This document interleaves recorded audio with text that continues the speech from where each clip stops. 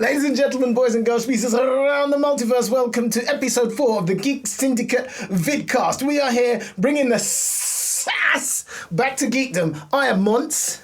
And I'm the invisible man. No one can see me. No, babe, I can't see you now. Hang on.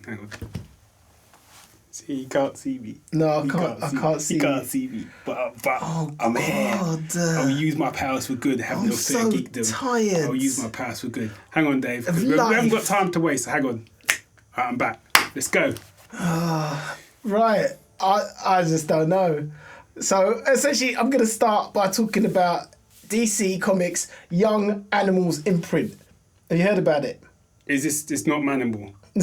Okay, it's when you said DC. I thought you said DC. For people who don't remember, Manimal was one of them. He is Simon McCorkle.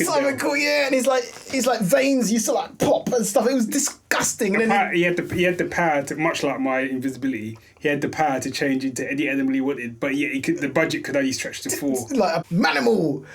He's man-animal. Manimal. So you remember DC Comics had Vertigo, which was an adult imprint. Yeah. So it's still there, but this is obviously inspired by the early days of Vertigo when comics were a bit weird. So this has been headed up by Gerald Way. Anything to you? Didn't he do the Umbrella Academy? The Umbrella Academy. Which I loved. So he was a part of a band, My Chemical Romance, 20 odd years ago, however long ago it was.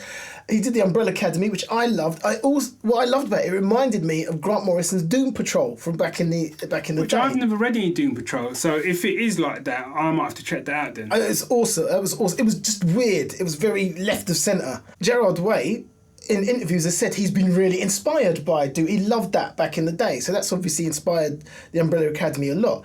The Umbrella Academy, which incidentally has been made into a TV series. Oh, is it? Yeah. All right. So Gerald Way is now in control of DC's Young Animal imprint. Right, I didn't even know DC had a Young Animal. Yeah, it's called Young Animal, Comics for Dangerous Humans. All right. Essentially, reading these comics will mess with your head because they're so weird. So, the first one, I'm going to tell you, there's 4 titles. Okay. I'm going to read them to you and you can give me your instant reaction. Right, okay. First one, the flagship title, is Doom Patrol. So Doom Patrol are the ultimate misfit heroes, actually created before the X-Men, and they have a leader who is a genius in a wheelchair. Oh, I'm there. All right. Now, this one, it's got a burrito on the front cover, and it kind of... Does it talk? No, but it's like there's a hidden world within the burrito which Robot Man escapes from. It would have been better if it was a talking burrito called Jack Burrito. But that would be awesome. That would be awesome. Oh, he's a mercy burrito called Jack Burrito. That'd be awesome. That would be awesome. I like Jack that. Burrito mercenary for hire. or Jack Burrito mercenary snack for hire.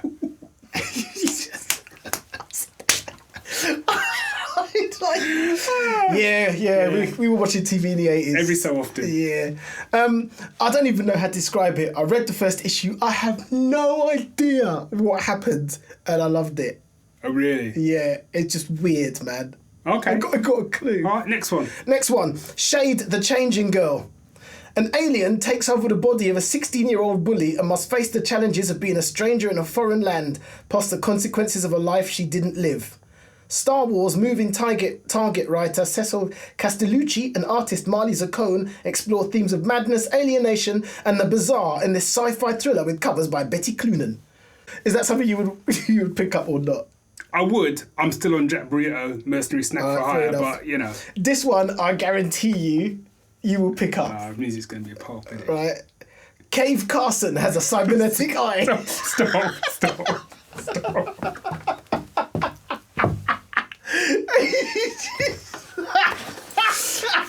And we're done. It's just... Cave Carson was the old Silver Age character. Oh, really? Okay. Yeah, he used to explore caves. Fair enough. And lastly, Mother Panic. Meet Violet Page, celebrity heiress by day and brutal vigilante by night, as she takes on the underbelly of Gotham City's high society. All over there. Really? What are you talking about? I thought you were Socialite by day. I thought you were going, I've been there before. Isn't that Batman? No, but she's a socialite by day. They never call Bruce Wayne a socialite. He's always like playboy or something. Socialite by day. Heiress, celebrity heiress. That's even better. But what they're saying, I read a little bit more about it, and it says like, whereas everyone thinks like Bruce Wayne's the golden boy, no one likes Violet Page's persona because she has a celebrity heiress socialite thing comes over as a bit harsh, so no one really likes. Even though she's a good person at heart. So she started that way. I just thought I might just go and beat up some bad people. Yeah. So quickly. What's your overarching opinion of DC Young Animal Imprint? That sounds awesome. On a negative, no, not negative, because, you know, on a critique point of view, I don't like the name. Young Animal doesn't really sell it to me in the same way as you've just sold it. If I'd stumbled across it and just said Young Animal Imprint, I probably wouldn't look any further. I'd kind of seen it and thought, I thought, let me have a look let me have a little bit look further, only because it was associated with Doom Patrol, which I'm a big fan of Doom Patrol. But if I hadn't seen Doom Patrol, I'd have gone, hey, nothing. I completely agree. Okay, so I have finally watched 10 Cloverfield Lane. So obviously you've seen Cloverfield, or you know the first person, shaky camera. I don't know. There is a link in this film, but it's quite tenuous. Right. So I don't know how to frame it. I don't think it's not a sequel or anything like that. I'd almost say like if you were doing an anthology, and your title for your anthology was Cloverfield. Do you get what I mean? Right. Okay. So it's kind of not really. You don't need to have seen Cloverfield. Right. Put it that way. Okay. What is it? Monster movie? Horror movie? Right. So basically, this woman, she crashes in the middle of nowhere. When she comes to, she's in a nuclear fallout shelter with two guys, one of whom is John Goodman. Yeah. And they tell her that effectively the world's gone to hell in a handbasket. There's been some sort of attack, and they've managed to get her and themselves into this nuclear bunker, and they can't leave. Right? That sounds a bit ahead. If you've seen this film, you know that I now cannot say anything more about the film without spoiling it. Is it worth seeing? You've got to see this film. Really? Proper loved it. I'm guessing it's one film I'm going to watch with me. No, because it's not. The great thing about this film was what? Hour and 40 minutes. That's what we want, man. I'm fed up of things getting longer and longer and longer. I ain't got the time in my life. The thing is, when you've got... Nobody got time for that. Ain't nobody. When you've got a film that's only got 3 people in it, you know, it's a tight film in a confined space.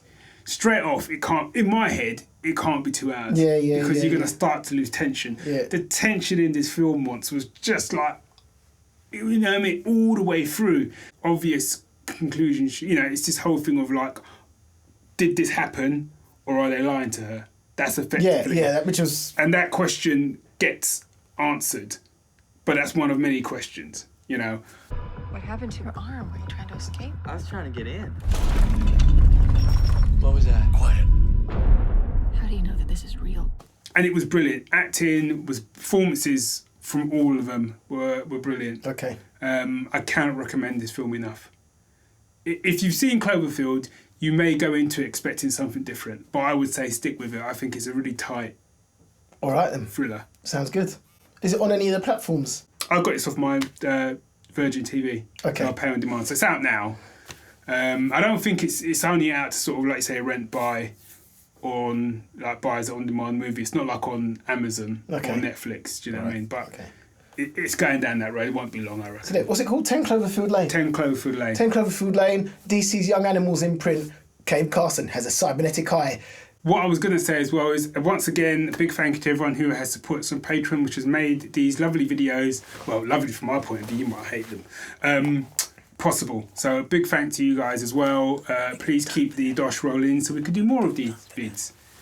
Till next time, geeksyndicate.co.uk. Email us at thegeeks@geeksyndicate.co.uk. Facebook, Pinterest, Twitter, Instagram. Till then, next Geek Syndicate. Hey, I bet they'll be all up in Carson City back in prison now, eh?